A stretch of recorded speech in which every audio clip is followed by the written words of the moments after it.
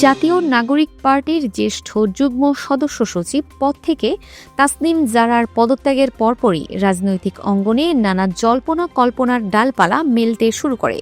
বিশেষ করে সামাজিক যোগাযোগ মাধ্যম ও রাজনৈতিক মহলে একটি জোরালো গুঞ্জন ছড়িয়ে পড়ে যে তিনি হয়তো প্রধান বিরোধী দল বিএনপিতে যোগ দিতে পারেন। তবে রাজনীতির মাঠের এই উত্তপ্ত গুঞ্জনকে এক নিমিষেই উড়িয়ে দিয়েছেন খোদ তাসনিম জারা নিজেই।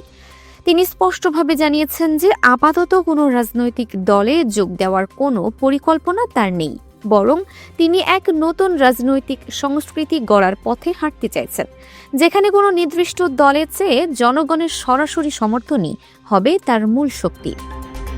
শনিবার নিজের ভেরিফাইড ফেসবুক পেজে দেওয়া এই বার্তায় তাসনিম জারা তার চূড়ান্ত রাজনৈতিক অবস্থান পরিষ্কার করেন। তিনি জানান, আসন্ন ত্রয়োদশ জাতীয় সংসদ নির্বাচনে তিনি কোনো দলের ব্যানারে নয়, বরং স্বতন্ত্র প্রার্থী হিসেবেই প্রতিদ্বন্দ্বিতা করবেন।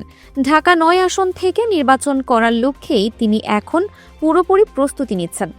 নির্বাচনী বিধি অনুযায়ী কোনো প্রার্থীকে স্বতন্ত্র হিসেবে মনোনয়নপত্র দাখিল করতে হলে সংশ্লিষ্ট নির্বাচনী এলাকার অন্তত ১% ভোটারের সমর্থন সূচক স্বাক্ষর প্রয়োজন। সেই লক্ষ্য পূরণে রোববার সকাল থেকেই মাঠে নেমে পড়েছেন তিনি এবং প্রয়োজনে ভোটারদের স্বাক্ষর সংগ্রহের কাজ শুরু করেছেন। তাসনিম জারার এই স্বাক্ষর সংগ্রহ অভিযানে এলাকাবাসীর কাছ থেকে ব্যাপক সাড়া লক্ষ্য করা গেছে। খিলগাঁও এলাকায় জন্ম নেওয়া এবং বেড়ে ওঠা এই চিকিৎসক নিজেকে এলাকার ঘরের মেয়ে হিসেবেই পরিচয় দিতে স্বাচ্ছন্দ্য বোধ করেন। তার নির্বাচনী এলাকা ঢাকা ৯ আসনে মোট ভোটারের সংখ্যা অনুযায়ী তাকে অন্তত ৪,৬৯৩ জন ভোটারের স্বাক্ষর সংগ্রহ করতে হবে। মনোনয়নপত্র জমা দেওয়ার শেষ সময় আগামীকাল সোমবার হওয়ায় হাতের সময় খুবই কম। আর এই সংক্ষিপ্ত সময়ের মধ্যেই তিনি তার লক্ষ্যমাত্রা পূরণে নিরলস কাজ করে যাচ্ছেন।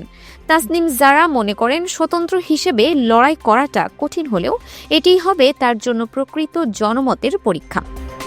ফেসবুকে দেওয়া বার্তায় তিনি আরও উল্লেখ করেছেন যে কোনো নির্দিষ্ট দল বা জোটের প্রার্থী হিসেবে নয়, বরং মানুষের সেবায় সরাসরি দায়বদ্ধ থাকতেই তিনি স্বতন্ত্র প্রার্থী হওয়ার সিদ্ধান্ত নিয়েছেন।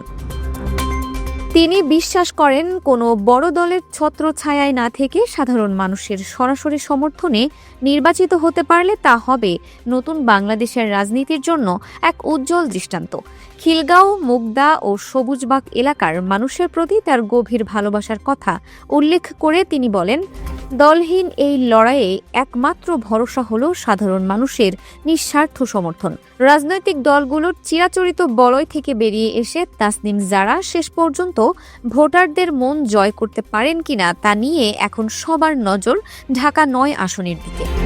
সব জল্পনা কল্পনার অবসান ঘটিয়ে তাসনিম জারা এখন স্বতন্ত্র হিসেবে লড়াইয়ের ময়দানে।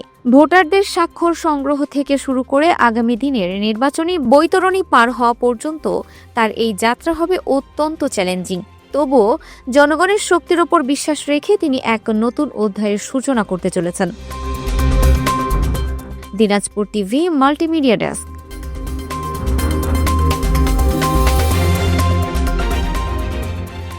দিনাজপুর টিভি মানুষের জীবনের কথা বলে।